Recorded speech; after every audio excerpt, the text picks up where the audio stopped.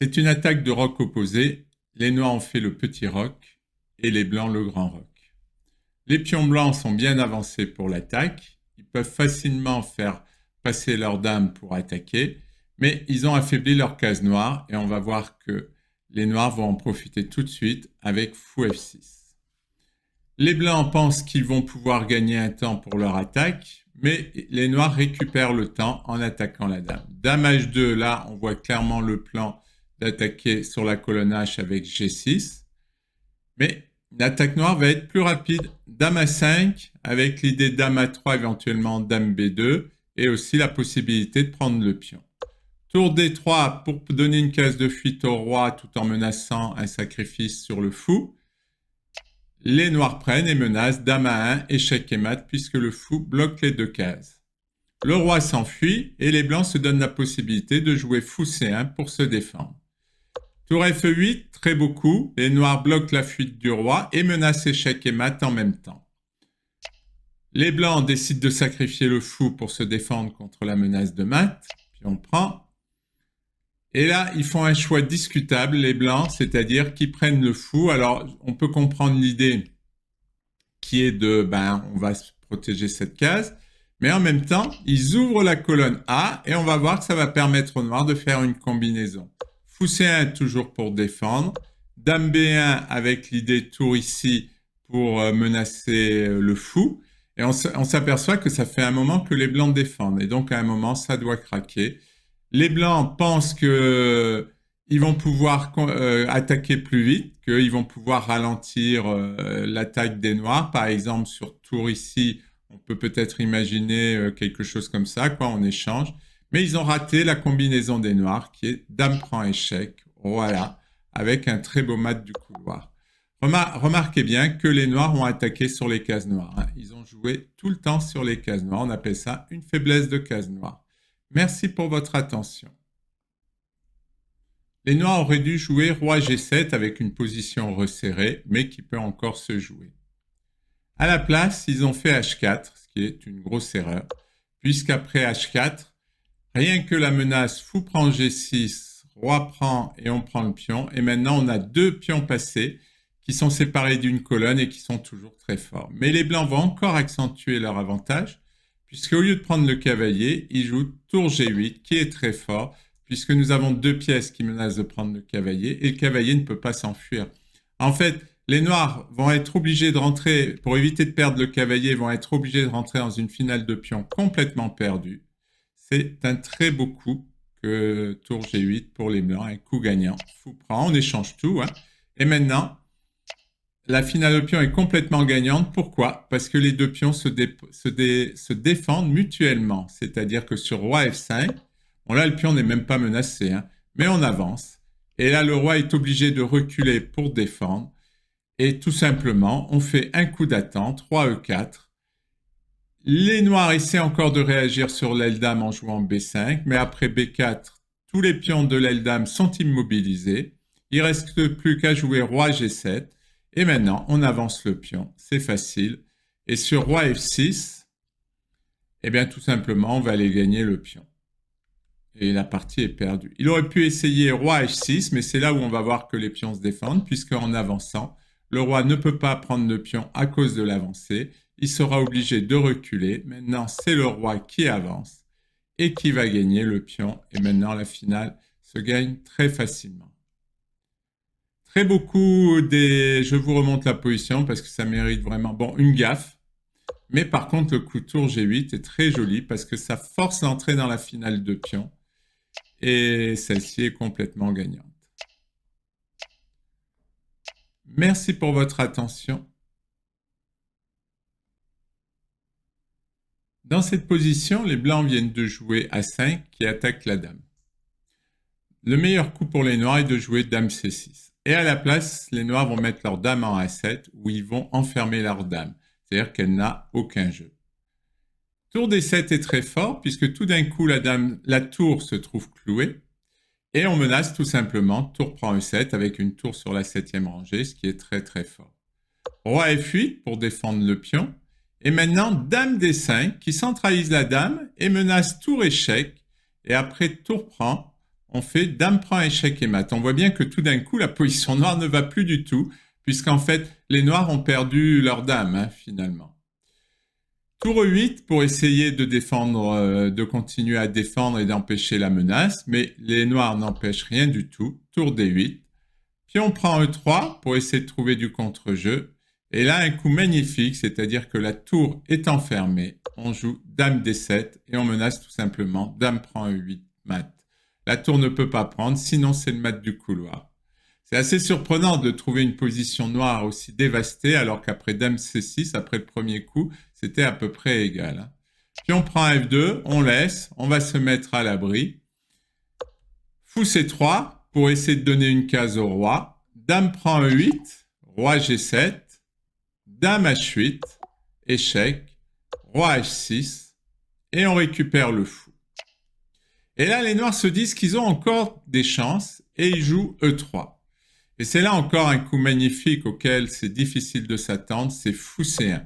Et fou C1 menace fou prend échec, fourchette entre le roi et la dame. Et à ce moment-là, on se demande où va aller la dame, et en fait, elle est enfermée. La dame ne peut aller nulle part. Là, il y a la tour, et là, il y a le pion. Seul coup pour essayer de sortir la dame de cette situation, c'est B6. Et là, au lieu de prendre avec le fou, on prend avec la dame. C'est roi H5, dame G5 mat. Donc le roi est obligé d'aller en G7. Dame échec, roi là. Et maintenant, le pion là, en l'avançant, on a coupé la défense du pion. On va faire le mat de l'escalier puisque la tour bloque ici et celle-là bloque ici. Et dame échec. Une position magnifique, très inattendue puisque tout d'un coup, on bascule d'une position égale à une position complètement perdue. Merci pour votre attention. Les noirs ont une belle attaque. Ils ont la dame et la tour doublées pour attaquer sur la colonne A, la tour qui cloue le pion et le fou qui attaque sur les cases noires. Cela fait beaucoup, mais les blancs, bien que leurs pièces soient pas très bien placées, elles sont surtout défensives et n'ont pas d'activité, peuvent quand même défendre. Par exemple, la bonne variante, ça aurait été tour E1 pour menacer le mat de couloir, c'est-à-dire que la tour prend et on reprend, H6, et maintenant fou D2. En fait, tour 1, au-delà de la menace de mat, c'est surtout pour protéger la dame. Par exemple, maintenant, on pourrait faire fou D2 et repousser la dame. Et si par exemple, les noirs s'entêtent à prendre le pion, on prend la dame, et lorsque la tour prend la dame, on prend la tour et on a gagné la tour. D'où l'intérêt d'avoir protégé la dame. Donc, les blancs pouvaient s'en sortir, mais c'est vrai que c'est pas facile, il fallait trouver le bon plan. Et les noirs menaçaient dame C3, qui paraît un coup redoutable. Et donc les blancs vont jouer dame E3 pour se sortir de cette situation, pour protéger ici. Mais en même temps, ils abandonnent le contrôle de A2, c'est-à-dire la protection de A2, ce qui est quand même très ennuyeux et va leur coûter la partie. Donc tour prend A2, tour E1, les blancs jouent trop tard le coup pour menacer mat, H6, tour E2 avec l'idée de défendre. L'idée c'est que si les noirs jouent échec, eh bien le roi va essayer de se sauver par là. Hein. Mais malheureusement, après tour prend E2, dame prend E2, et maintenant c'est vrai que la position est fortement compromise après tour prend B3. Roi C2 pour essayer de se sauver. Tour C3, échec au roi. Et là, nous avons deux possibilités, roi D1 ou roi B1. La plus compliquée, c'est roi D1, mais c'est facile à gagner. Parce que là, nous avons trois pièces qui sont très actives et qui poursuivent le roi. Donc, dame échec, voilà. Bon, là, on gagne tout. Hein. On va juste continuer pour voir comment gagner. Roi G2, dame A1 pour menacer dame échec, échec et mat. Les blancs peuvent essayer un échec perpétuel, mais ça ne marche pas à cause de G6. Puis on prend, et maintenant il n'y a plus rien. Dame C3 pour essayer de tenir la case, mais il y a encore dame F1 échec, voilà. Et là, un très joli coup, fou E5 échec pour bloquer la case de fuite. La menace, c'est tour H3 mat, hein. Donc c'est quasiment forcé, dame prend E5, et là, on ne prend pas la dame, puisqu'on est sûr de faire échec et mat. Et que quelque part, la dame bloque la case de fuite. Un très joli mat, parce que quand c'est la dame adverse qui bloque la case de fuite, c'est assez rare. Revenons en arrière, donc sur tour C3, il y avait roi B1, mais là, ça se sent que ça ne marche pas, roi B1. À cause de dame B4. Bon, là, venir sur cette case ou sur celle-là, c'est évident que ça ne va pas fonctionner. Donc, fou B2. Tour B3 pour clouer le fou. Tour là pour espérer défendre, mais bon, après tour prend B2, dame prend, fou prend, tour prend et dame prend C4. Il est évident que les noirs vont gagner pratiquement tous les pions, qu'il y aura des fourchettes et que les pions vont aller se transformer en dames. Revenons en arrière au moment de tour C3 échec. Je vous remontre. Donc c'était roi C2, tour C3, roi B1, dame échec. Voilà, donc si le roi s'enfuit sur cette case, eh bien il y a un échec double, donc on fait échec et mat. Puisqu'il y a échec avec le fou, avec la tour et que la dame bloque. Il y avait également roi A2, mais c'est pareil, dame B3, qui renvoie le roi dans l'échec double. Et maintenant, on fait l'échec double comme ça, et il y a échec et mat. Très belle attaque des noirs. La défense blanche était possible, mais difficile. Merci pour votre attention. Les blancs ont l'avantage. Ils ont une majorité de pions sur l'aile dame, c'est-à-dire 3 pions contre 2. Leur tour et leur dame sont doublés sur la colonne D. Et le fou soutient les pions et peut même participer à quelque chose sur l'aile roi. Donc vraiment des pièces blanches très très actives. En échange, une tour un peu passive, un fou bloqué par son pion et une dame qui est un peu esselée pour une attaque sur l'aile roi. Donc des noirs avec des pièces mal coordonnées. Et là, ce qu'il aurait fallu, c'est être lucide et ramener la dame pour la défense. En ramenant tout de suite la dame pour la défense, ça pouvait peut-être encore se jouer. Mais à la place, il joue tour E7. Et tour E7, c'est pas bon. Parce que ça permet dame échec. Et là, on s'aperçoit tout d'un coup que la tour est clouée.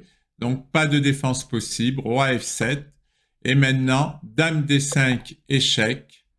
Et là, les blancs ont réussi à centraliser leur dame par rapport à tout à l'heure. Et c'est au noir de jouer, donc ils sont obligés de jouer le roi. Et maintenant, c'est au blanc de jouer. Tout à l'heure, c'était au noir de jouer. Maintenant, on a notre dame, bon, je pense qu'il est mieux placé au centre que sur cette case. Et qui, en plus, c'est au blanc de jouer. Donc, on a gagné le trait. Deuxième élément défavorable au noir, c'est que les noirs n'ont pas ramené la dame et que la tour, maintenant, bloque le retour défensif. Ce qui va poser problème.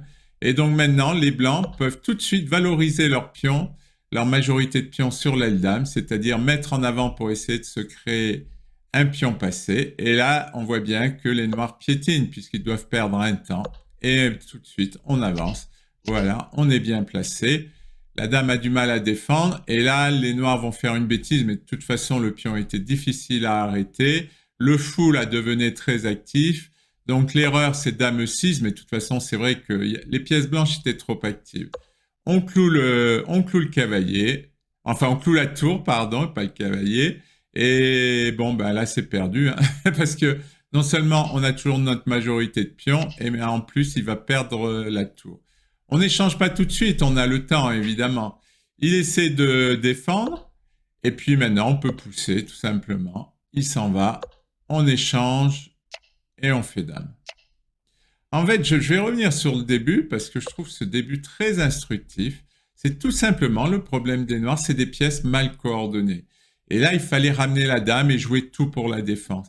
Et en jouant tour E7, je ne sais pas pourquoi, qu'est-ce qu'il voulait faire avec sa dame. Mais bon, c'est vrai qu'il y a cette petite tactique. Et là, cette centralisation de la dame qui est très forte. Et là, les noirs vont mettre du temps à ramener la dame, ce qui permet aux blancs tout de suite d'avancer les pions et de les rendre quasi inarrêtables, tout en activant un peu plus encore le fou qui était déjà quand même bien actif. Merci pour votre attention. Les blancs ont un avantage d'espace, léger, hein, pas énorme. Ils ont la paire de fous. Leur fou est au centre, voilà, c'est très léger comme avantage. Donc, a priori, rien pour gagner, sauf que les noirs ont une pièce non protégée. Et ça, méfiez-vous toujours des pièces non protégées, parce que maintenant, on peut envisager une combinaison et on commence à s'apercevoir que le fou attaque ici, que si la dame vient en C2, on pourrait faire une menace double sur le fou et sur le mat. Bon, il y a le cavalier qui défend, donc maintenant, vous commencez à deviner le premier coup, c'est fou prend F6. Et là, les noirs auraient dû choisir d'échanger la dame. Et là, bon, on sacrifie pour gagner un pion et on récupère la dame. Et c'est vrai qu'on a gagné un pion. Mais c'était un moindre mal, puisque dans la partie, les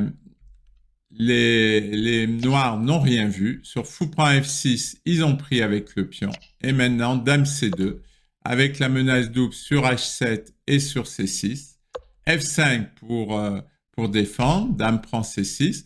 Et là, les noirs se sont dit, je vais essayer d'activer mes pièces. Bon, déjà, ils sont un peu dépités, mais ils essaient d'activer leurs pièces. Et là, un coup très subtil, au lieu d'aller manger un pion et de mettre une dame complètement hors jeu, ce qui pourrait permettre aux noirs d'attaquer par dame G5, eh bien, les blancs ramènent leur dame pour défendre, et avec l'idée tour D1, ce qui permettra d'activer la tour en gagnant un temps. Et ça, c'est une très bonne idée. Donc, tour G5, je ne sais pas trop pourquoi. Quelle était son idée? Peut-être doubler, je ne sais pas. Tour D1, les blancs gagnent leur temps, dame F6, et maintenant dame C6, avec l'idée éventuellement de jouer dame E8 et tour ici. Bon, il faudra d'abord prendre des mesures défensives, hein, mais on peut facilement envisager ce genre d'attaque. Et là, les noirs vont encore faire une erreur, mais leur position est catastrophique parce que la dame et la tour, on voit bien qu'elles ne sont pas bien placées. C'est F4. Et maintenant, nouvelle attaque double. On aura eu le droit à 2 attaques doubles. Et en plus, avec le même thème, l'attaque du pion H7. C'est dame E4 qui attaque H7 avec toujours la batterie, c'est-à-dire 2 pièces qui sont sur la même ligne et qui attaquent un endroit. Et puis la menace ici. Donc, si les noirs décident de ramener le fou, on prend tout simplement le pion et on a gagné un pion de plus. Et dans la partie, il a joué tour F5, ce qui est encore plus ennuyeux puisque maintenant, les noirs se retrouvent avec une découverte. Il suffit que la dame bouge, si elle peut aller faire échec, et les blancs gagneront la tour et c'est ce qui va se passer. Dame échec, voilà. Et maintenant, on a une tour de plus et en fait, dans la partie, ce qui s'est passé, dame prend, pion prend et les noirs ont abandonné parce qu'ils ont une tour en moins.